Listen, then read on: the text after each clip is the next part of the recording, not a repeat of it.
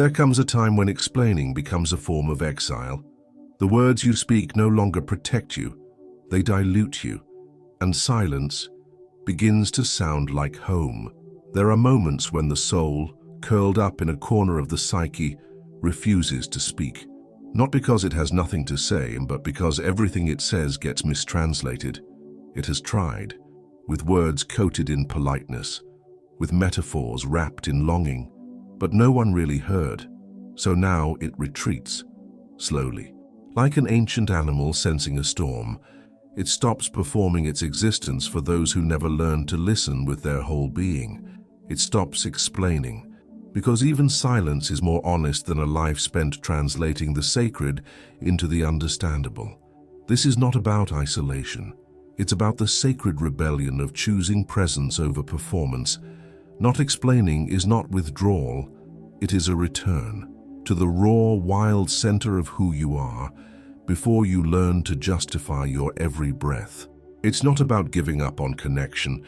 It's about discovering that your essence is not a thesis, it is a fire. A woman sits by the sea, holding a letter she never sent.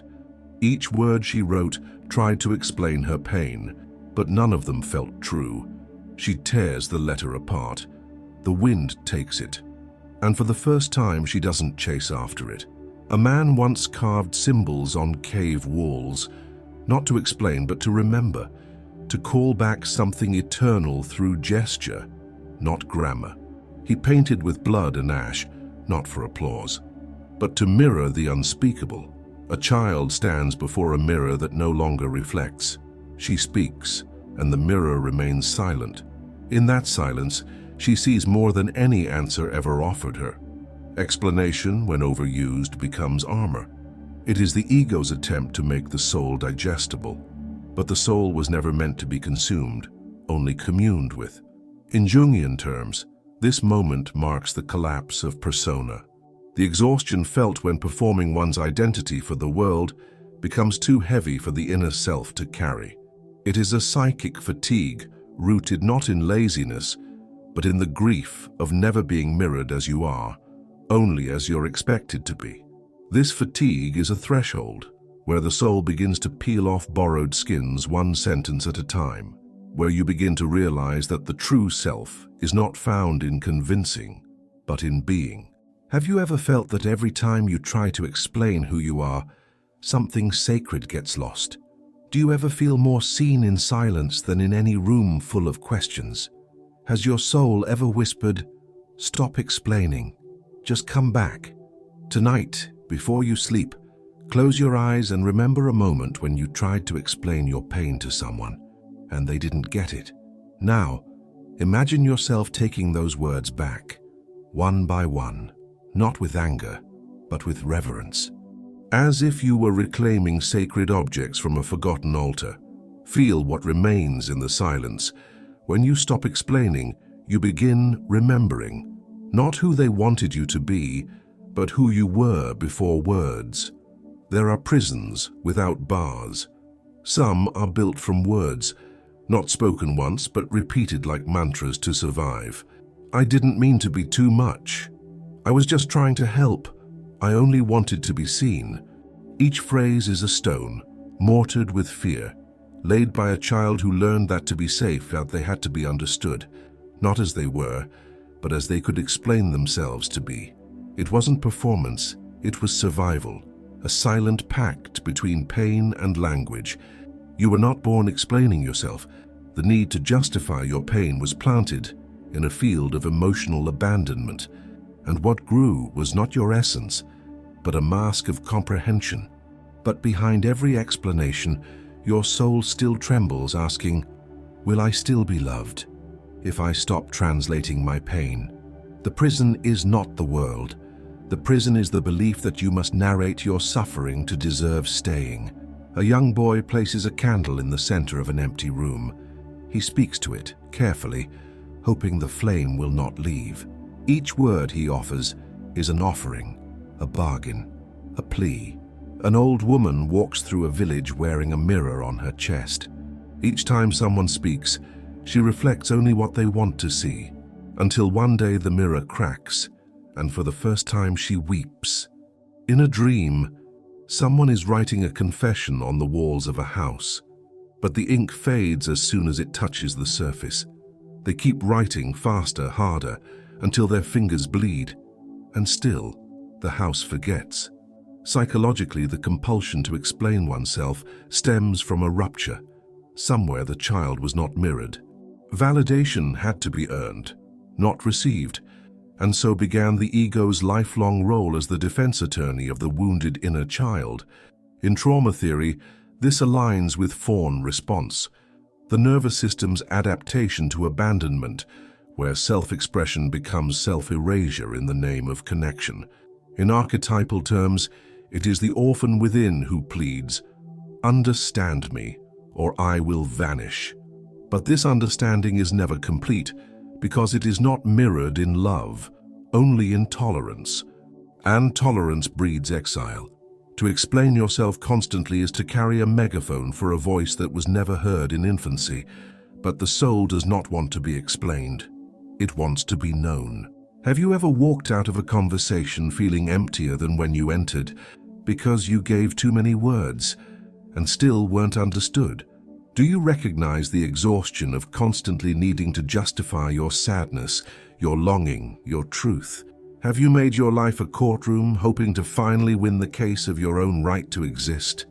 Choose one phrase you've said too many times to be understood. It could be, "I'm just tired, I didn't mean to upset you," or "I don't know why I'm like this." Write it down. Then, slowly and consciously, burn the paper, or tear it into small pieces. Let this be the beginning of a new vow. You are no longer a translator of your own pain. You are the sacred witness of it. You were not born to convince the world of your worth. You were born to remember it, without permission. There's a kind of silence that doesn't soothe. It erases. The child speaks, maybe about a dream, maybe about pain, and no one truly hears. Not because they're deaf, but because their hearts are turned elsewhere. So the child stops bringing her soul to the table. She learns that survival means adapting, not expressing. And from that moment on, each attempt to be understood carries a hidden fear. If they don't get me, I will vanish. Being heard becomes a hunger, and eventually a trap. To seek understanding at any cost is to offer your soul as currency. When your truth becomes a performance, you are no longer speaking, you are surrendering yourself. Self-abandonment often wears the disguise of vulnerability, but true vulnerability doesn't beg to be understood. It exists even in the absence of echo. This wound of not being heard is not healed by louder words. It is healed by choosing not to leave yourself behind in the search for resonance. A girl stands in front of a locked door. She knocks once, twice, for years, but no one opens. So she begins painting poems on the doorframe with her own tears, hoping the silence will feel her. A man holds a conch shell to his ear, listening for answers, but the sea never replies. One day he drops the shell and hears his own breath for the first time. In a dream, someone screams underwater. No one hears, but the scream turns into a wave, and that wave reaches the shore. From a psychological lens, the wound of not being heard imprints a deep belief. I must explain myself to matter. This creates a cycle where the need for validation overrides the integrity of self-presence. Each attempt to make them understand becomes a fragmentation, a step away from the self.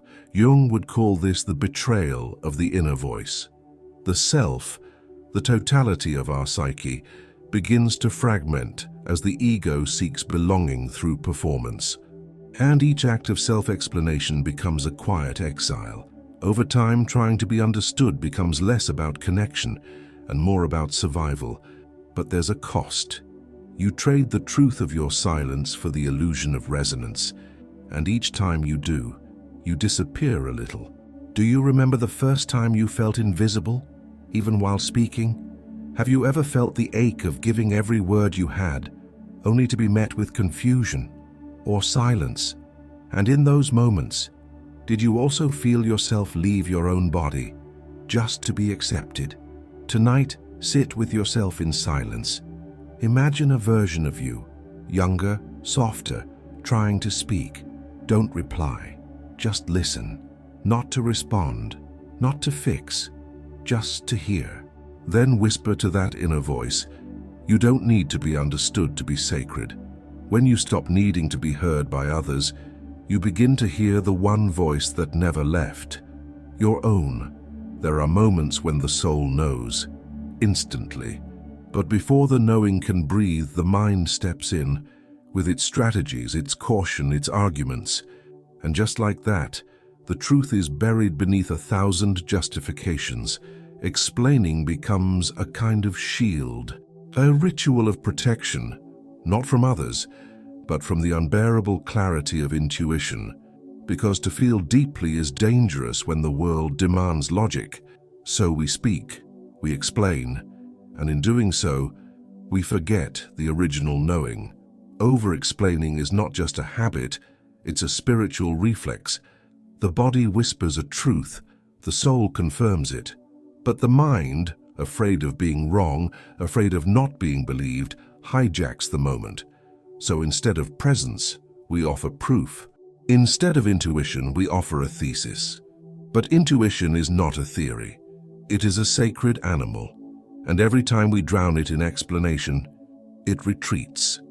A woman walks through a forest at dusk. She feels something behind her. Not fear, but recognition. Instead of turning around, she starts reciting facts, hoping logic will protect her from the sacred encounter. A man stands on the edge of a cliff. He feels the wind calling him to leap, not to fall, but to fly. Instead, he writes down every reason he should wait. By the time he finishes, the wind is gone. In a dream, someone stands at a door that opens on its own, but they hesitate. They begin to list all the reasons the door might be dangerous. The door closes, and they are left explaining a moment that was meant to be lived.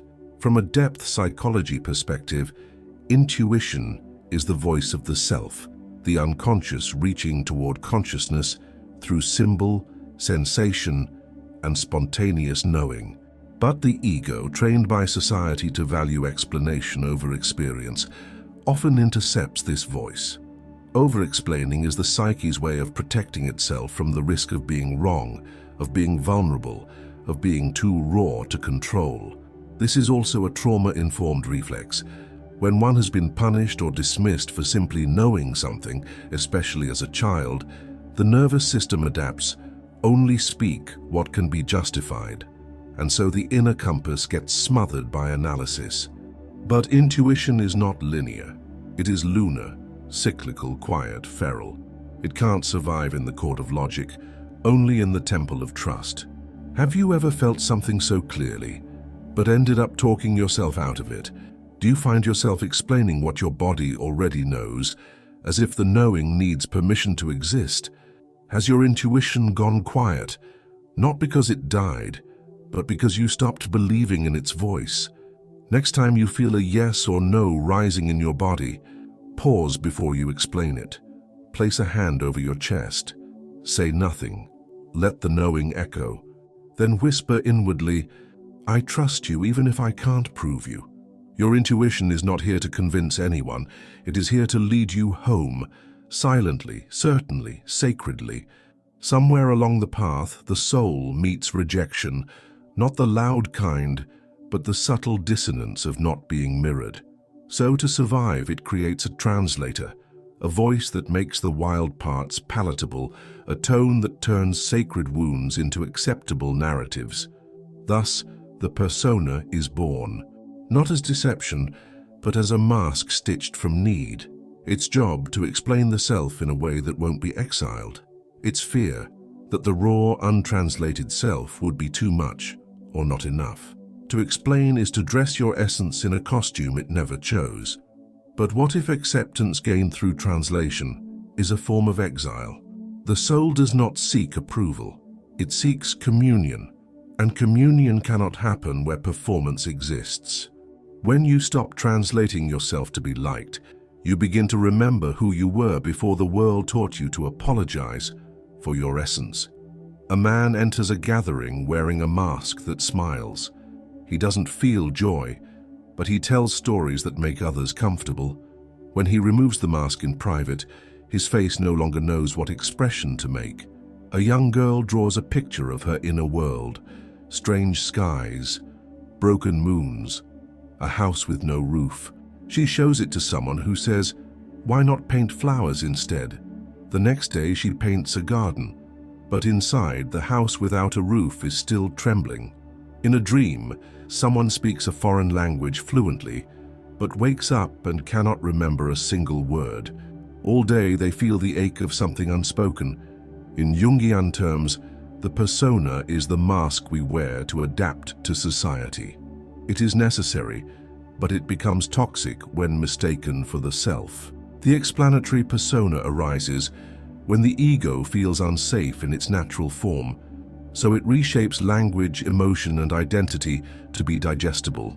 But this translation is always a reduction, and what's lost in the process is not just authenticity, but vitality. From a neurobiological perspective, this is a chronic adaptation to perceived threat, especially for those who've experienced emotional invalidation. Be likable or be left behind. But the soul is not likable. It is luminous, chaotic, untranslatable, and the more you explain it for others, the more you forget how it truly speaks. Do you feel like you have a version of yourself that's easier for others to digest? Do you catch yourself softening your truth, not out of kindness but fear? Have you ever walked away from a moment and whispered inwardly, "That wasn't really me"? Choose one part of yourself you often edit to be accepted: a belief, a wound, a desire, a silence. Today, do not explain it. Do not soften it. Just let it exist, raw, honest, whole, even if only in your own presence. Breathe into it like a sacred vow. The self that must be explained to be loved is not being loved. Only when you unmask the persona can the soul be held as it truly is. When the soul is not heard through word, it begins to speak through the flesh. There's a kind of ache that no diagnosis captures. A tension in the chest that says, "I couldn't say it, so I held it here." A migraine that murmurs, "Too many unspoken truths." A digestive flare that echoes, "You swallowed what you should have screamed." This is not illness. It is unspoken grief turning into language. And the body becomes the altar where the unsaid is finally offered. The body does not lie. While the ego crafts explanations, the nervous system keeps a silent archive of every abandonment, every time you silenced yourself to be safe. When your mouth forgets how to speak the truth, your body remembers it with exquisite precision. The soul does not vanish when ignored. It incarnates through symptoms, seeking communion in the only way left. A woman loses her voice, not from illness, but from years of silencing herself. Doctors find no cause, but each night she dreams of singing in languages she does not know. A child curls into a ball each time their parents argue. Years later, as an adult, their spine aches whenever they hear yelling, even if it's far away. The body remembers what the mind tried to forget. In a dream, someone finds letters written all over their skin. When they try to read them, the letters vanish, but the sensation of being written on lingers. The body is the unconscious made visible. In trauma theory, the body stores what the psyche cannot process. Bessel van der Kolk speaks of this. The body keeps the score. In the language of archetypes, the body is the house of the soul. When the soul is muted, the house creaks, leaks, burns. From a symbolic perspective, every pain that emerges without medical cause may be a message written in the script of the somatic. A flare-up is not random. It may be a ritual of remembrance, and in this remembering, the wound becomes the doorway. The body becomes not a prison, but a parchment. Have you ever felt pain in your body that no one could explain, but you knew it meant something? Do you hold tension in places where your truth once tried to live? Has your body ever wept for something your mouth never said? Find a quiet space. Place your hands on the part of your body that aches most often. Close your eyes. Whisper to it, "What have you been trying to tell me?" Don't try to answer. Just listen. Let the body speak, in heat, in stillness, in imagery. Then thank it for holding what you could not say. The soul speaks many languages, but when all others fail, it will write itself on your body until you finally read it. There are moments when your words betray you, not because they're false, but because they're too many. You speak to explain, but what comes out is a fog, a cascade of reasoning, detours, clarifications. You watch yourself, trying to sound coherent, while feeling deeply fragmented.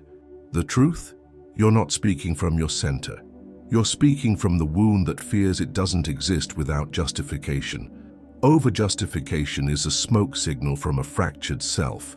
It is the soul's way of crying, "Please don't leave. I can make sense if you stay." But you weren't born to make sense, you were born to make meaning. And meaning arises not from explanation, but from presence. When you explain too much, you often aren't communicating, you're hiding. A woman builds a tower of books, each one filled with her explanations.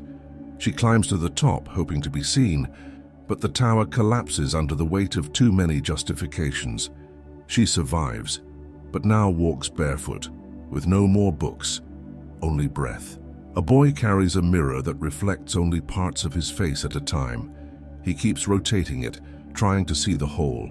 But the more he explains what's missing, the more fragmented he feels. In a dream, someone speaks with multiple mouths, one for each version of themselves. Each mouth tells a different story. No one knows which one is true, not even the dreamer. In Jungian depth, psychology, the shadow is not just what is dark, but what is disowned. Over-explaining often arises from a fragmented sense of identity, where parts of the self have not been integrated, so the ego compensates through narrative control. When you feel the need to explain yourself excessively, it may be your psyche attempting to create coherence where there is inner conflict. The paradox: the more you explain, the less integrated you may feel. This is where the imposter shadow emerges. The one who constantly justifies their presence, not because they are fake, but because they have been conditioned to doubt their own wholeness. Have you ever listened to yourself speak and felt like you were trying too hard to sound okay? Do you sometimes use long explanations to cover a silence that feels unbearable? Have you caught yourself talking not to share, but to distract? Next time you feel the urge to over-explain, pause, breathe, ask, "What am I afraid they won't understand if I say nothing more?" Then let silence be your answer, not to punish, but to practice being whole without defending it. The one who explains too much is not lying. They are searching for the self they left behind in every sentence. There comes a time when silence stops being passive. It becomes a shield, not of fear, but of sovereignty. After years of defending every emotion, of narrating every nuance of your being to avoid exile, something ancient awakens, the choice to no longer explain. And in that silence, a sacred sound emerges, the sound of a soul that refuses to shrink to be understood. True silence is not the absence of speech. It is the presence of essence. To choose not to explain is not to close off. It is to open inwardly. Silence becomes a ritual when it's rooted in presence, not withdrawal. When it honors your being, not hides your truth. The one who no longer defends herself is not empty. She is finally full. A monk walks into a city and says nothing. People gather, project, wonder. He simply sits, eyes steady, hands open. And somehow his silence speaks louder than any sermon. A child places a feather on an altar of stones. No prayers, no pleas, just stillness. The wind carries the ritual forward. In a dream, someone walks into a courtroom, but instead of speaking, they light a candle. The judge vanishes. The courtroom dissolves. Only the flame remains. silence, when chosen consciously, is a form of archetypal embodiment. It aligns with the mystic, the hermit, the oracle, figures who retreat not out of fear, but out of sacred responsibility to protect the frequency of truth. In psychological terms, this is individuation. The soul no longer requires external affirmation to validate internal knowing. This is not about isolation. It's about ending the addiction to explanation, an addiction often born from trauma, where defending yourself became a substitute for being received. But there comes a threshold where silence becomes the most honest expression of the integrated self. Have you felt that deep peace when you didn't have to justify your choice, even if no one understood? Have you longed for a space where silence is not suspicious but sacred? Has your body ever whispered, "Let's not explain, let's just be"? Find a time in your day, even 5 minutes, to practice sacred silence. No screens, no explanations, just you, breathing. You might place a symbol beside you, a stone, a feather, a candle. Let your silence be a consecration, not of absence, but of essence. You are never more whole than when you speak nothing and still feel complete. There comes a moment when the words dry up, not from lack of thought, but because the truth has grown too large to be contained. You open your mouth, but the soul has no alphabet for what it feels. So you stand there, in the ache of incompletion, realizing no metaphor is enough. No sentence is safe. No explanation is sacred enough for what you've become. There is a threshold in the journey of the soul where the structure of speech collapses, not as failure, but as ascension. The mystic arrives here not through study, but through surrender. Words, once tools of connection, now feel like fences. Language, once a bridge, now feels like a box. To cross over is to let go of the need to say what is now meant to be lived. A poet writes her final verse, then sets down the pen, not in defeat but in reverence. She begins to dance what she can no longer speak. A man stands before the ocean, whispers a name, but the waves do not reply. They simply pull him in, and he walks, wordless, into the water. In a dream, someone opens a book, and the pages are blank. But as they touch the paper, they begin to cry, because somehow everything is there. In mystical psychology, this is the crisis of ineffability. When the soul expands beyond the frame of cognition, the ego experiences it as confusion, even failure. But it is not collapse, it is reorientation. The psyche is shifting from verbal articulation to symbolic embodiment. In Jungian terms, it's the union of logos and eros, the masculine word and the feminine presence. When the soul matures, it no longer needs to name to know. It becomes what it once tried to describe. This is also the beginning of soul language: gesture, silence, sensation, ritual. Have you felt a moment when words betrayed the depth of your experience? Have you tried to explain a feeling and ended up sounding less human, more hollow? Has your soul ever ached for expression but refused to speak in human terms? Next time you feel something too big for words, don't speak. Move, touch, breathe. Make a gesture with your hand. Light a candle. Hum a note. Let the feeling live in your body, not just in your vocabulary. Let this be the new prayer: presence without performance. What cannot be said is often what is most sacred. Live it, and the silence will understand. You've spent a lifetime curating your voice. Careful, palatable, explanatory. Every sentence a shield, every phrase a bid for safety, every "let me explain" a quiet plea. Please don't abandon me for being real. But now, something in you is dying, not violently, but with the grace of an old garment slipping off. The inner explainer, the one who tried so hard to make your soul make sense, is laying down its arms. There is a moment in every sacred journey where something must die, not because it failed, but because it no longer serves your truth. The explainer within you was never the enemy. It was a child guarding a fire in a world of wind. But now, you are ready to carry the flame with bare hands. This death is not annihilation, it is initiation. The end of translation is the beginning of incarnation. You no longer need to fit into words. You are finally ready to fit into yourself. A woman walks into a river with a cloak made of manuscripts. Each page holds an old explanation. She lets the water carry them away, page by page, and when she emerges, she is naked and radiant. A figure stands before a mirror. Instead of seeing a reflection, they see smoke, the dissolving of all personas. For a moment, they panic. Then, they breathe and feel for the first time whole. In a dream, someone digs a small grave in the forest. Inside it, they place a voice, familiar, anxious, overactive. They cover it with soil, whisper, "Thank you," then walk away, lighter. This symbolic death represents the collapse of the narrative self, a structure built to protect the inner world through explanation.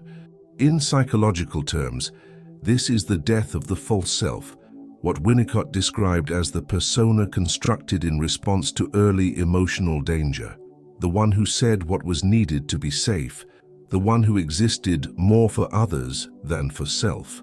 When this explainer dies, grief may come, but so too does freedom. It is not about becoming silent forever. It's about never again needing to speak from fear. It's the beginning of unapologetic being. Have you felt the fatigue of having to explain your every choice, your every shift? Have you whispered to yourself, "I just want to exist," without needing a paragraph to justify it? Has your soul ever longed to be born again, not for them, but for you? Write a short farewell letter to the part of you that over-explains. Thank it for how it protected you. Tell it what you no longer need. Then bury it in soil, in a candle flame, in imagination. Let this be your rebirth. You don't need to be explained to be alive. You are not a sentence, you are a sacred presence. The one who stops asking permission to exist is finally born. You once used words to survive. Now, you use your breath to be. The need to convince has dissolved. The need to translate has faded. What remains is not a performance, but a presence. And that presence says more than explanation ever could. The integrated soul does not explain. It emanates. It walks into a room and shifts the atmosphere.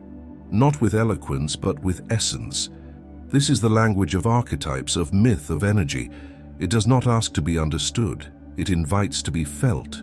To live as a breathing metaphor is to embody a truth that no longer fits in words, because it now pulses through your every gesture.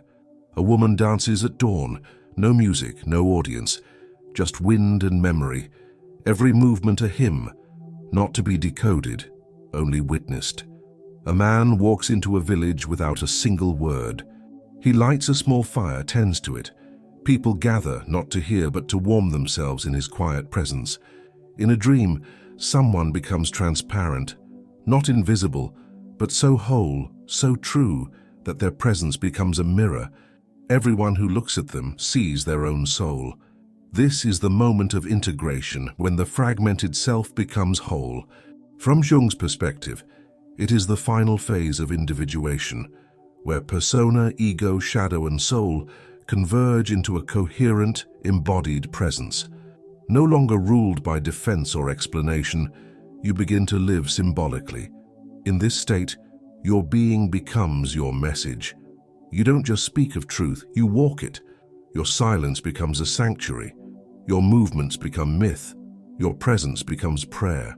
Have you noticed moments where people feel something in you, even when you say nothing? Have you started craving connection that is felt, not argued? Have you sensed your own presence deepening, as if you've become more you, with fewer words? Today, speak less. Let your body say what your mouth no longer needs to. Make one gesture, slow, conscious, as a symbol of your truth. It could be a hand on your heart, a long gaze into your own eyes in the mirror, a pause before reacting. Let that moment be your language. Let that gesture say, I am here, I am whole. I no longer explain, I exist. You are no longer a message. You are the metaphor, living, breathing, whole. At the end of this long journey, through voice, through silence, through fragmentation and wholeness, you arrive, not at a place, at a presence, yours. There is no applause, no witness, just you and the sacred stillness of being. You no longer translate your soul to be loved. You love by staying whole within yourself. Explanation was the exile, silence became the path. Being is the homecoming. You have not abandoned language, you have transcended its limits. You no longer seek to be understood, because you now understand something deeper. Your truth does not require defense, it only asks for devotion. To be is more than to explain. A temple stands deep in the forest. No signs, no entrance fee. Only those who hear the call ever find it. Inside us, nothing but light, shadow, and echo. And the echo says only one thing: welcome back. A child returns to a house they had forgotten. Dust covers everything, but it smells like home. They don't clean. They light a candle and sit, still, sacred, whole. In a dream, a book closes by itself, not because the story is over, but because the reader has become the story. This is not resolution, it is reincarnation of the inner truth. The one who lived through explanations is not erased. They are honored, blessed, and gently laid to rest. Their efforts were not in vain. They carried you to the threshold of this new life. You now carry a new language, not spoken, but embodied, not persuasive, but magnetic. You are a ritual now. You are a presence. You are your own temple. You do not need to explain why you feel deeply. You do not need to defend why you're different. You do not need to justify your softness, your silence, your sacred fire. All of it was never a problem. It was always a portal. Find a quiet moment today, place your hand on your chest, feel the breath, say inwardly or aloud, I no longer need to be explained. I am home in myself. Then sit, say nothing, be. You are not here to convince, you are here to incarnate.